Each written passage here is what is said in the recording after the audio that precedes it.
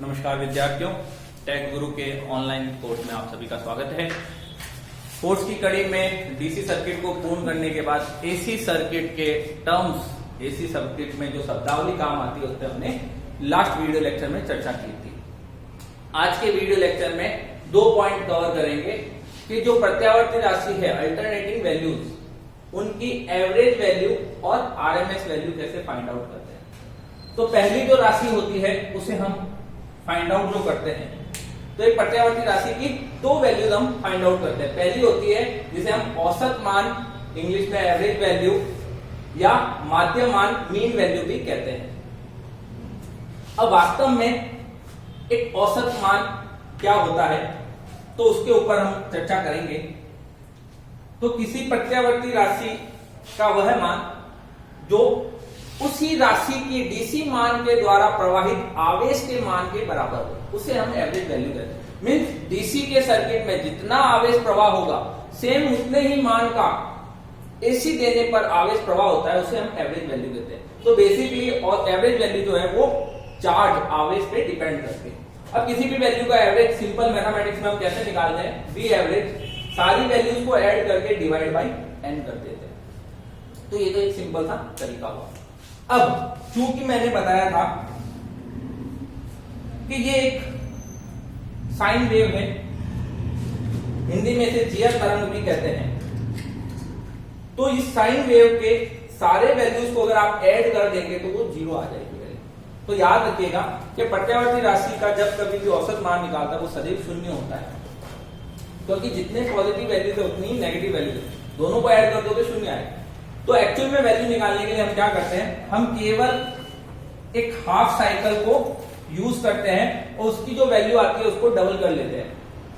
तो एक एवरेज निकालने का मेथड मैंने ये बताया, सेकंड ये रहा जो मैथमेटिकली कैसे निकालते हैं। तो वी एवरेज निकालने का तरीका है, हम सबसे पहले उसका समाकलन करते हैं।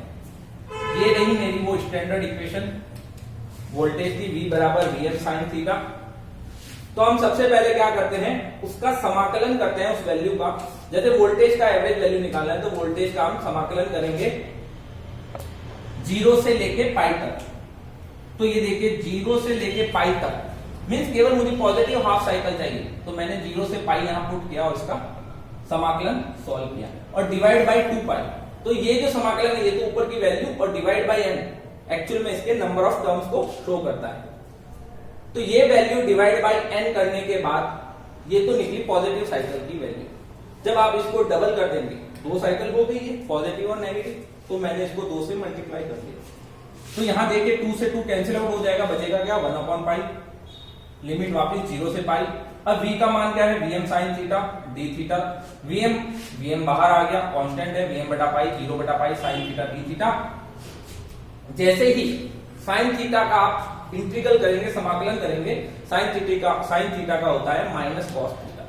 लिमिट मैंने लगा दी 0 से पाई वाली। ये जो माइनस साइन है इसको मैं बाहर लेके आ गया, हायर लिमिट को लगाया cos pi minus cos 0। Cos pi का मान -1, कॉस 0 का मान 1, -1 और -1 माइनस के 2, और ये बाहर ऑलरेडी माइनस था तो मल्टीप्लाई होकर क्या बन गया 2Vm/पाई। तो V एवरेज इक्वल टू 2Vm/पाई किसके लिए, एक फुल वेव के लिए जिसमें पॉजिटिव साइकिल भी और नेगेटिव साइकिल भी हो। अब जो बच्चे आईटीआई के टेक्निकल हेल्पर की और तैयारी करते हैं उनके लिए बड़ा सिंपल है, आपको केवल ये फॉर्मूला याद रखना है। V एवरेज जो होता है वो ट्वाइस Vm/पाई होता है फुल वेव के लिए। अगर आपको हाफ वेव के बारे में कहा जाए, हाफ वेव का मतलब उसकी नेगेटिव साइकिल जो है वो विलुप्त हो जाएगी, एलिमिनेट हो जाएगी, केवल पॉजिटिव साइकिल रहेगी। मींस ये जो वैल्यू आ रही है इसको डिवाइड बाई 2 कर दीजिए, तो ये हाफ वेव को रिप्रेजेंट करेगा। तो ये तो था एवरेज वैल्यू को सॉल्व करने का तरीका। सेकंड होता है, उसको हिंदी में कहा गया वर्ग माध्य मूल मान, इंग्लिश में रूट मीन स्क्वायर वैल्यू। इसी का नाम आरएमएस वैल्यू है, आरएमएस वैल्यू। इसको प्रभावी मान भी कहते हैं, इफेक्टिव वैल्यू भी।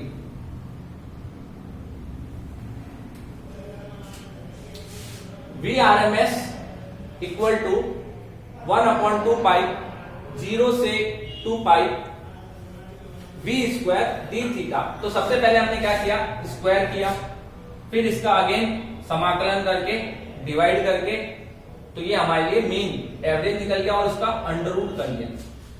तो जो वैल्यूज थी सबसे पहले उसका स्क्वायर, फिर उसका मीन निकाला, फिर उसको अंडर रूट कर लिया।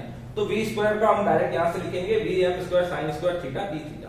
लिमिटेशन देखिए इसकी 0 से 2 पाई के लिए लगेगी और पूरी साइकिल 1/2 पाई। अब इसको जैसे ही सॉल्व करेंगे वी एम स्क्वायर बाहर आ जाएगा 1 माइनस कॉस 2 थीटा बटा 2 साइन स्क्वायर थीटा का फॉर्मूला। जैसे ही ये 2 बाहर आया ये 4 पाई बन जाएगा।